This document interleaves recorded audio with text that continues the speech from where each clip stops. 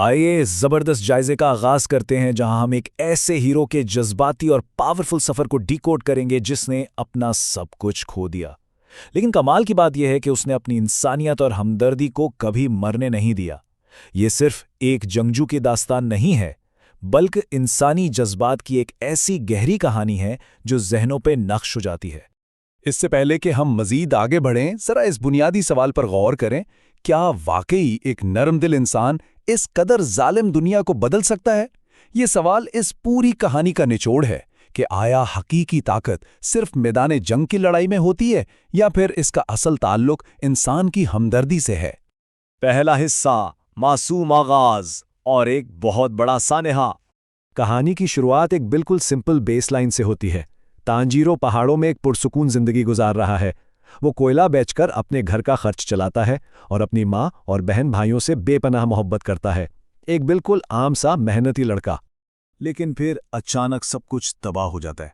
एक खौफनाक सानेहा पेश आता है और जालिम डीमंस उसके पूरे खानदान को बेदर्दी से खत्म कर देते हैं। इस हमले में सिर्फ उसकी बहन नीजू को बचती है, लेकिन अलमिया यह है कि वो खुद एक डीमन बन चुकी है। ये वो लम्हा है जो इस पुरसुकून जिंदगी को हमेशा के लिए बदल देता है। और यहीं से शुरू होता है डीमन स्लेयर का कठिन सफर। अपनी बहन को ठीक करने का पुख्ता इरादा उसे मास्टर साकुंजी और ओरोकोदाकी तक ले जाता है, जहां वो वाटर ब्रीदिंग की वो ट्रेनिंग मुकम्मल करता है जो किसी भी आम इंसान की जान ले ले। और फिर फाइनल सिलेक्शन पास करके वो बाकायदा तौर पर एक डीमन स्लेयर बन जाता है। आगे बढ़ते हैं तीसरे हिस्से की तरफ, साथी और खतरनाक तरीन दुश्मन। अब जैसे जैसे सफर आगे बढ़ता है, अल्टीमेट विलन की एंट्री होती है, मूजन किबुत्सुजी। ये वो पहला डीमन है जो इस दुनिया के तमाम दुखों की असल जड़ है, और यही तांजीरो के खानदान की तबाही का बराह रास्त जिम्मेदार भी है। लेकिन इस अंधेरे में रोशनी तब आती है जब एक इनक्रेडिबल टीम बनती है। तांजीरो के साथ मिलते हैं जेनित्सु, जो बज़ाहिर डरपोक है लेकिन लड़ाई में बिजली की तरह तेज है, और इनोस्के, जिसकी जंगली ताकत कमाल है। ये तीनों मिलकर एक ऐसी जबरदस्त फोर्स बन जाते हैं जिसे तोड़ना मुश्किल हो जाता है। चौथा हिस्सा, असल ताकत और आखिरी जंग। कहानी में एक मिसो शिफ्ट तब आता है जब तांजीरो को अपनी असल ताकत का अंदाजा होता है। वो वाटर ब्रीदिंग से आगे निकलकर अपने खानदान की पोशीदा तकनीक सन ब्रीदिंग या हिनोकामी कागोरा को अनलॉक करता है। ये वाकई एक गेम चेंजर लम्हा है जो उसे एक नई सतह पर ले जाता है। मगर याद रहे, यह सफर बिल्कुल भी आसान नहीं था। फाइनल बैटल तक पहुंचते पहुंचते दोस्तों को शदीद जख्मी हालत में तड़पते देखना पड़ता है, और कई अजीम हाशिरा वॉरियर्स की जान चली जाती है।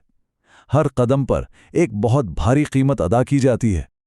और फिर वो वक्त आ जाता है जब डीमन स्लेयर्स की पूरी आर्मी मोजन के खिलाफ इस बेरहम और फाइनल जंग में अपना सब कुछ दांव पर लगा देती है। यहां बका की जंग है और पीछे हटने का कोई ऑप्शन नहीं बचता। इस जंग के बिल्कुल आखिर में एक ऐसा दिल दहला देने वाला लम्हा आता है जहां तांजीरो खुद शदीद जख्मी होकर बिल्कुल एक डीमन बनने की नहज पर पहुंच जाता है। यानी हीरो की अपनी ही पहचान मुकम्मल तौर पर खतरे में पड़ जाती है। मगर इस तारीख खाई में गिरने से उसे क्या चीज़ वापस लाती है? इसके दोस्तों की गहरी मोहब्बत और इसकी अपनी वो इंसानियत जिसे उसने कभी नहीं छोड़ा था।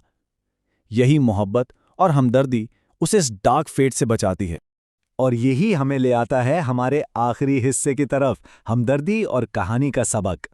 मोजन हार जाता है, लेकिन जरा सोचने की बात यह है कि आखिर तांजीरो की इस अल्टीमेट फतह की असल वजह क्या थी? क्या ये वाकई सिर्फ उसकी ताकत थी या फतह का मनबा कुछ और ही था? सच तो यह है कि उसका सबसे बड़ा हथियार ना तो उसकी तलवार थी और ना ही सांस लेने की तकनीकें। उसकी असल ताकत उसका नर्म दिल और वो बेपनाह हमदर्दी थी जो उसने अपने दुश्मनों तक के लिए महसूस की। इस पूरे जायजे का निचोड़ इस एक बात में छुपा है कि ताकत सिर्फ लड़ाई में नहीं होती। असल ताकत तो इंसान के दिल में होती है। जिस्मानी ताकत से कहीं ज़्यादा एहसासात इंसान को नाकाबिले तस्खीर बनाते हैं। तो आखिर में गौर करने वाली बात यह है कि अगर हम अपनी रोज़मर्रा की ज़िंदगी की मुश्किल और बज़ाहिर नामुमकिन लगने वाली जंगों में भी ऐसी जज्बाती लचक और हमदर्दी को शामिल कर लें, तो क्या नामुमकिन को मुमकिन नहीं बनाया जा सकता? ये वो सवाल है जो इस शानदार सफ़र को समझने के बाद जहन में ज़रूर आना चाहिए।